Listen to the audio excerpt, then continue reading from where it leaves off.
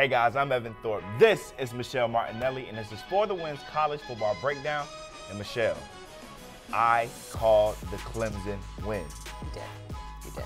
But I did not expect Clemson to beat Alabama 44-16 in the College Football Playoff National Championship game. If you picked Clemson, no one picked a blowout score like this. Not at all. Not at all. I had it somewhere like 37-40, a three-point game coming down to the last possession, but boy, was I wrong and majority of America wrong.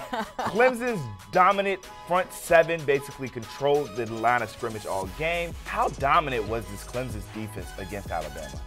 They shut Alabama down. Alabama had one of the best offenses, like top one, top two, top three the whole season. They shut that offense down. They forced quarterback Tagovailoa to make uncharacteristic mistakes, including 2 interceptions, one which was on the very first drive for Alabama, and they contained them in every sense of the word. Alabama was 4 for 13 on third downs. Clemson was 10 for 15. Those stats aren't even in the same ballpark. And as Tua said after the game, good is not good enough. Yeah, and you talked about their offense being 10 for 15 on third downs. Throughout the game, Clemson's offense was just better than Alabama's. How did they get to the point where they were just shredding Alabama's defense apart? We saw Clemson quarterback Trevor Lawrence look poised and in control the way he had been this whole season, but now against what we thought was the #1 team in the country. He was in command and became the first true freshman in 33 years to start and win a national championship game. And his passes were just on point. He was throwing strike after strike, and even when they weren't, his wide receivers, particularly fellow true freshman Justin Ross, picked up the slack for him and made some incredible plays of their own. And I think one key point about how dominant Lawrence was over Alabama's defense was that he threw for 240 yards on third downs. That's, you know, when you need to make a play, you're forced to make a play, or you want to score, you want to put as much distance between yourself and Alabama, and he had exceptional numbers all around. If you're a college football team looking to be in this position next year, how nervous are you the fact that Trevor Lawrence is still going to be around for 2 more years? Yeah, I think, and that's something that I think is very easy to forget when he played the way he did. He is a 19-year-old true freshman who was in high school last year, and at this point still has at least 24 more games with Clemson. If you're other teams, particularly if you're in the ACC, you should be terrified if this is the baseline performance for Trevor Lawrence. And if you think about the other quarterback in this national championship game, Tua Tagovailoa, who last year came in the second half and was the hero, this year wasn't so much the hero. In the 2 championship games we saw Tua play in this year, he accounted for 4 interceptions, and he left both games without the lead. If you're Alabama, are you questioning Tua's performance in the 2 championship games you had this year? I think you have to question it a little bit, because it's one thing to have a dominant performance when it's a regular season game and there's not much on the line except perhaps a perfect record. It's another story when you're playing in the SEC championship game, throw 2 interceptions, leave the game, like you said, without the lead. He was injured in that game, so you have to take that into consideration as well.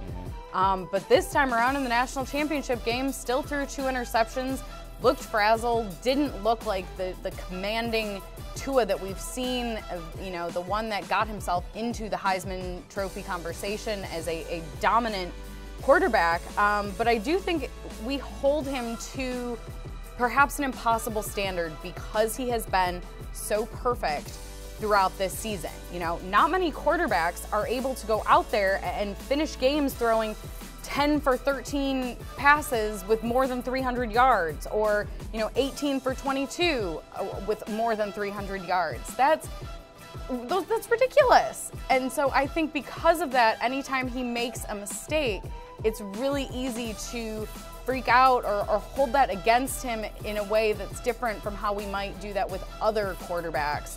But I think also part of it comes down to preparation, and that at the end of the day is Nick Saban's responsibility and problem. this Alabama team as a whole, not just Tua, did not look prepared. They did not look like the dominant team that we saw throughout the whole season.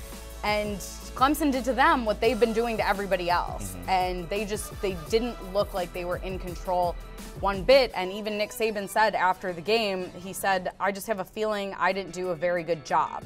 And to be perfectly honest, no, you didn't. This was his worst performance as a coach since arriving at Alabama. Previously, his worst loss was by 14 points. Happened a couple times, most recently in 2014.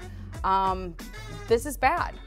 And if you're Clemson, are you now in that same category as Alabama as, top team, best team in the nation, or are they still the second best team in college football?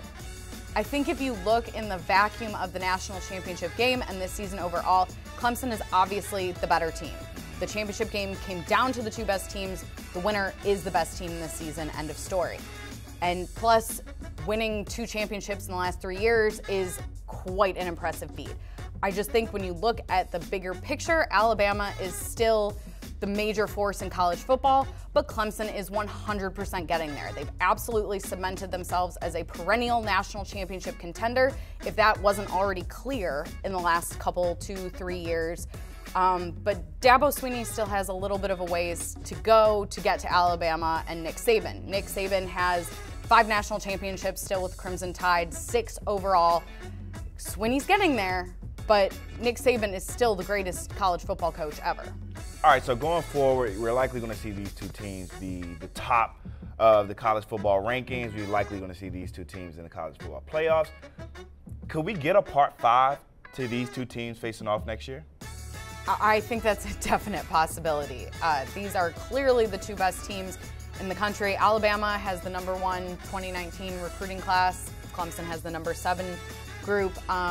These are talented rosters with young returning players, and they're only, I think, going to get better from here. If we don't see Part 5 of this saga next year in the playoff or in the national championship game, I think there's still a solid chance that we will see that at some point in the next 2 years. Like, these two teams aren't going anywhere. Yeah, like we didn't have it last year, but we had the year before and the year before that.